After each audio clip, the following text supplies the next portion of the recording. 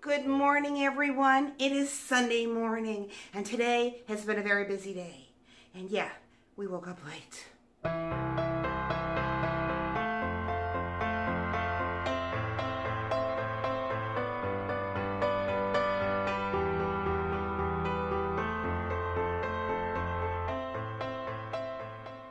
So I kind of feel like a chicken with her head cut off. Yeah, just been running around trying to accomplish a whole bunch of stuff and really didn't accomplish much of anything. But anyways, we're on our way to church, and can you see the TV in the background? Yeah, that's me. Yeah, I learned that if I turn me on, my YouTube channel on our TV, that the dogs, they're better behaved because they hear my voice. Yeah, what can I say? Promote myself too, right in the meantime, right? But anyways, I got my daughter coming over after church to mow the lawn. I have my granddaughter coming over to stay with us for a couple days.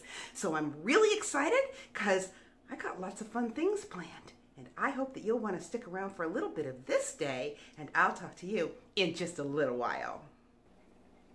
Well, we are back from church, and my daughter has not gotten here yet to mow the lawn, and I'm not really sure when my granddaughter's coming, because I know she has a job also. So anyways, what I thought that I would do is I would show you a recipe that I found that just sounded like it would be really good and easy, because I love onion rings.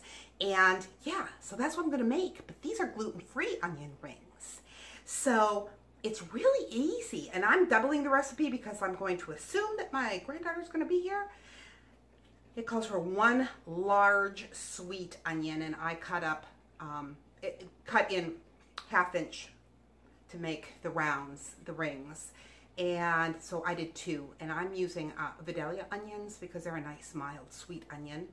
And it calls for 2 eggs. I'm using 3 because I don't really want to waste an egg. I guess I figured if I needed an extra one, I could just beat it in there, right? And 1/2 cup of almond flour, which I doubled. I used 1 cup, and 1.5 cups of either corn chips or potato chips that you've made into crumbs. So I am using corn chips because, yeah, believe it or not, can you see that? I stopped on the way home and bought them. So that is what we're going to do, and I'm going to show you how easy it is. It is to go in a 325-degree oven. You do not use, a pan of oil or a deep fryer or anything.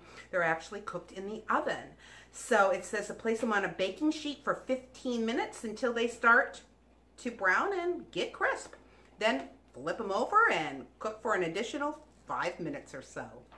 So anyways, it's kind of like just everything going in order. It says what you do is you start by wetting the onion ring in water, and then you dip it in your flour, shaking off any excess. Then you dip it in your eggs, and then you put that into the corn chip crumbs and shaking off any excess and put it on a baking sheet. It doesn't even say, okay, it says to line the baking sheet with parchment paper. Okay, I was going to say, they didn't even say to grease it, but yeah, that's because there's parchment paper. So anyways, I'll show you how I have this set up. Okay, so here I'm just pulling my onion rings apart so that I can follow the process that they said to follow. And you're to first dip it in water, then you're going to dip it in your almond flour, shake that off, dip it in your egg, and dip it in your corn chip crumbs. And I had to put mine, after I used it in the food processor, they were still way too big, so I put it in a Ziploc bag, and I just rolled it with my rolling pin, which is why you can kind of see that rolling pin back there, because it just didn't get small enough.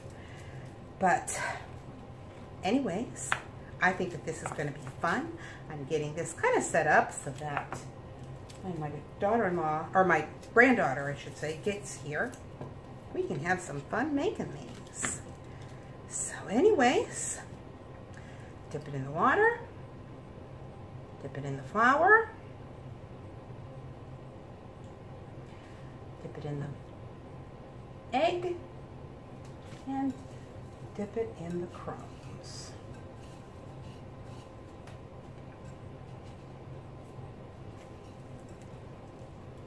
And you put it on your parchment paper. I will let you know what that looks like and how they tasted. Yeah, in just a little while.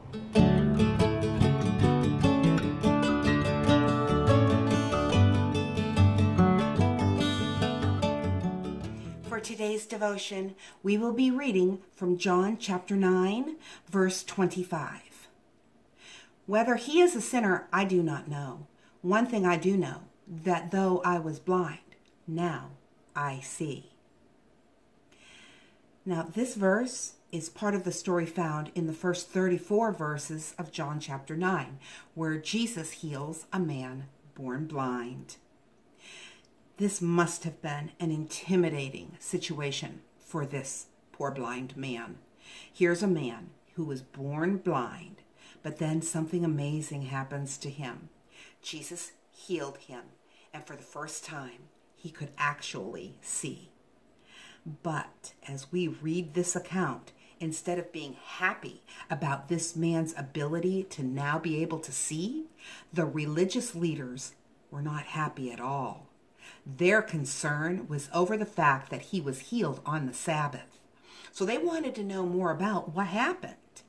And this poor man was brought before the Pharisees, and they wanted answers. And they wanted to know how his eyes were opened, and now he could see. So the man proceeds to explain that Jesus had made some mud, put it on his eyes, then after he washed, and now he's able to see. But this explanation did not satisfy the Pharisees. To them, Jesus could not possibly have been from God. They even make the accusation that he does not keep the Sabbath. And if you remember what our verse started out saying, it says, whether he is a sinner, I do not know. That's because they were accusing Jesus of being a sinner. So the Pharisees, they begin to argue amongst themselves as this poor man is standing before them. So they decide that they are going to call the parents of this man, because now they're even wondering if he was ever born blind in the first place. Maybe this poor man's a liar. Then, after cross-examining the man's parents, they proceed to interrogate this man for the second time. But he wasn't able to answer their theological or their theoretical questions. All he could tell them was what happened to him. All he knew is that he had been born blind and now he could see. And that was all the evidence that this man needed. Jesus had changed his life. And today, the world is full of skeptical people who doubt the gospel and believe that the Bible, it's just a collection of stories. Which is why it is important for us, for you and for me, to share the before and after of what God has done for us. Everyone who accepts Jesus as Lord and Savior has a before and after story. If you've gone from darkness to light, your story has been written so the works of God may be displayed in you. Please realize that your story is just as miraculous as the one in John chapter 9.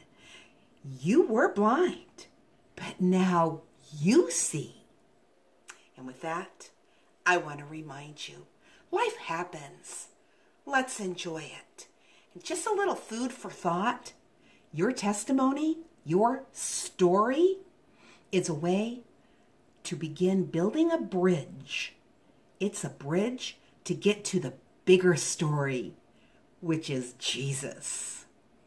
God bless, and I will talk to you tomorrow.